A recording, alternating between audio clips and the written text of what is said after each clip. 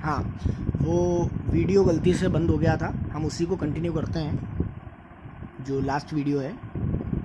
Now इसमें हम बात करें कि हम कॉन्स्पिरेसी अबेटमेंट बाय कॉन्स्पिरेसी पढ़ रहे थे। इसमें हमने देखा कि 2 व्यक्तियों से ज़्यादा होना चाहिए और कोई इलीगल एक्ट या इलीगल ओमिशन होना चाहिए या फिर इलीगल मीन्स से कोई एक्ट या ओमिशन होना चाहिए, तो हम बोलते हैं कि कॉन्स्पिरेसी अबेटमेंट वाली है। अब हम बात करें 107(2) में और 120 में डिफरेंस की बात करें अगर, तो 107(2) और 120 में डिफरेंस की अगर हम बात करें तो यहाँ पर देखो, यहाँ जब कॉन्स्पिरेसी रहेगी तो उसके साथ कोई एक्ट होना ज़रूरी है और वो जो एक्ट हो वो उसी कॉन्स्पिरेसी के तहत होना चाहिए, उसी के ऑब्जेक्ट को फुलफिल करने के लिए होना चाहिए।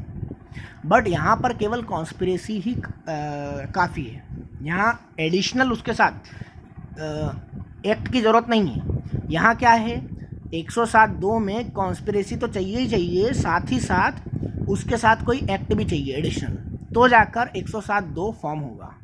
अगर 120, हम ये नहीं बोल रहे हैं कि क्राइम कमिट हो चुका हो, हम ये बोल रहे हैं कि कोई एक्ट होना चाहिए, भले से पूरा ना हो।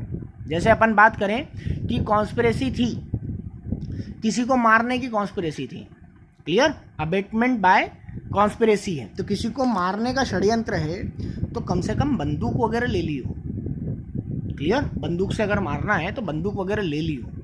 या अपन बोल दें कि मारने के लिए वहाँ पर उस पोजीशन पे आ गए हो कि जहाँ उसको मारना है, क्लियर, गोली नहीं चलाई है, गोली चलाने के पहले का है, गोली चला दी मतलब अटेम्प्ट हो गया, गोली चलाने के पहले वाली चीज़, हम लोग उस स्पॉट पे पहुंच गए हैं या हमने बंदूक की व्यवस्था कर ली है, तो यहाँ उसके लिए उस कॉन्स्पिरेसी को करने के लिए जो एक्ट चाहिए हैं, जो कार्य चाहिए हैं, उसकी दिशा में हम लोग थोड़े बहुत आगे बढ़ चुके हों।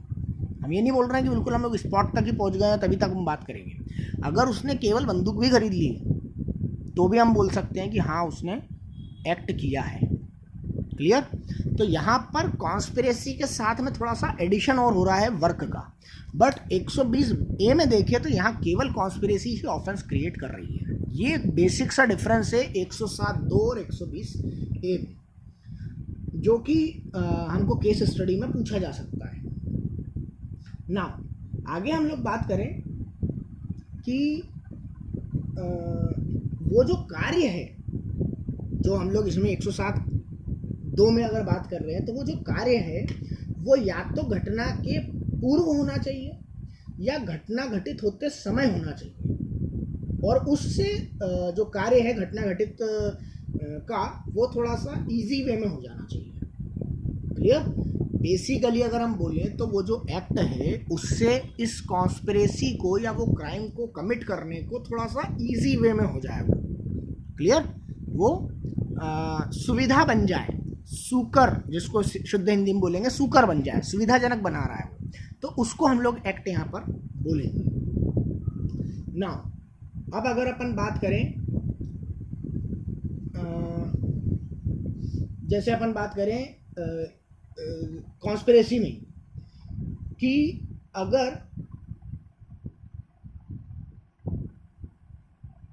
या तो कोई ऐसा एक्ट किया गया हो, जैसे अभी अपन ने जो बात करी, हालांकि अपन ने कर ली उस पर बात, अपन अगला पढ़ते हैं। चलो ना अब अपन आते हैं एड पे, ज़्यादा अपन लोग डीप में नहीं जा रहे हैं, एड में अपन आते हैं। एड पे अगर अपन बात करें तो कोई एक्ट या ओमिशन करने में किसी व्यक्ति को कोई सहायता पहुंचा रहा है, तो कोई साशय इंटेंशनली अगर कोई एक्ट करने के लिए एड कर रहा है, सहायता पहुंचा रहा है, तो हम उसको बोलेंगे कि वो अबेटमेंट बाय एड है, ठीक है। इसमें एक बहुत इम्पॉर्टेंट केस है, हम लोग 2-3 केस पढ़ते हैं इसमें 107 में।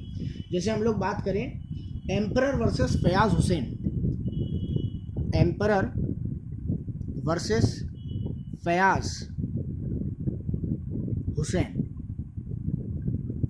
Now emperor versus Fayaz Hussain का केस अगर हम देखें तो इस एम्परर वर्सेस फयाज हुसैन के केस में क्या था कि जो ज़मींदार था, एक पुलिस अधिकारी को उसने अपना एक मकान किराए पे दिया ज़मींदार ने, किस बात के लिए कि वो चोरी का आरोपी जो है उसको वहाँ पर टॉर्चर करेगा और उस टॉर्चर के थ्रू वो जुर्म उगलवाएगा। Emperor versus Fayaz Hussain. तो यहाँ पर ये सिंपल आया कि भैया आपने सामने वाले को एड दी है, वो घर देकर किराए से देकर आपने उसको एड दे दिया है, मदद दे दी है, जिसके कारण वो कार्य जो अपराध है, टॉर्चर करना अपराध है अपराधी को, ठीक है, तो वहाँ वो उसको अपराध करके टॉर्चर कर रहा है, तो यहाँ पर आपकी सहायता है, तो आपने उसको अबेट किया है सहायता देकर। इसी में अपन बात करें, एक और अपन देखते हैं सहायता वाला, फिर अपन एक कॉन्स्पिरेसी वाला भी देखेंगे। तो अपन पहले सहायता वाले में देखें तो मालन का केस जो है, मालन का केस हुआ था 1957 में। ये एक बहुत इंपॉर्टेंट केस है। इसमें क्या था कि विवाह से रिलेटेड एक केस है ये 494 का। इसमें बोला गया कि जिसने विवाह संपन्न होते समय पकड़ा गया है जिसको, और जिसे यह मालूम था कि विवाह 494 के अंतर्गत वॉइड रहेगा, उसके बाद भी उसने सहायता प्रोवाइड करी है, तो ये 107(2) में 107(3) में आ जाएगा वो सहायता के उसमें। दुष्प्रेरण में भी ले सकते हैं अपन लोग, दुष्प्रेरण के उसमें भी ये आ जाएगा कि उसने कॉन्स्पायर्ड किया है, उसने पहले से पूरी व्यवस्थाएं करी है, कॉन्स्पिरेसी करी है कि वो दोबारा शादी कर सके। तो ये मालन का केस दोनों में आता है, हालांकि इसको सेकंड में ज़्यादा लिया जाता है, कॉन्स्पिरेसी वाले में मालन वाले को ज़्यादा लिया जाता है। एक कॉन्स्पिरेसी में अपन एक और केस देखते हैं, emperor versus omega. Emperor versus omega ये हुआ था 1882 का। इस केस में क्या था, इसमें बोला गया था कि अवैध विवाह हो रहा है, इलीगल शादी हो रही है। मालन वाला भी शादी गई था, ये वाला भी शादी गई है। एम्परर वर्सेस ओमी में बोला गया 1882 में कि अगर कोई व्यक्ति अवैध शादी करता है तो जितने लोग अटेंडेंट होते हैं उसमें वो लोग तो दोषी नहीं है, पर जो पंडित है, पंडित ने उसको पता है कि ये अवैध शादी है या बाइगेमी का केस है या बाईएंड्री का केस है, द्विपत्नी या द्विपति का केस है ये, तो इस केस में वहाँ पर उसको दुष्प्रेरण का दोषी माना गया था, पंडित को, पुरोहित को। क्लियर? तो वो वहाँ पर कॉन्स्पिरेसी में आएगा दुष्प्रेरण के लिए, कि आपने वो दुष्प्रेरण किया है, तो वो उसके लिए अबेटमेंट के केस में लिया गया था। ठीक है, सहायता पहुँचाने के लिए अपन बोल सकते हैं, उसमें आया था। तो ये अपन ने 107 देखा है। 107 के बाद जो है अपने को 120 तक जाना है, वो अपन नेक्स्ट वीडियो में करते हैं कवर। और आपको वीडियोस अगर रिवीजन सही लग रहा हो, मैं आपके केस लॉ भी कवर करवा रहा हूँ, हालांकि पूरे केस लॉ नहीं है। अगर आप ये केस लॉ चाहेंगे भी तो मैं आपको अलग से वीडियो बना के उसका थोड़ा सा डिटेल दे दूँगा। तो तब तक के लिए आप कानून वाला को लाइक करें, शेयर करें, सब्सक्राइब करें। Thank you.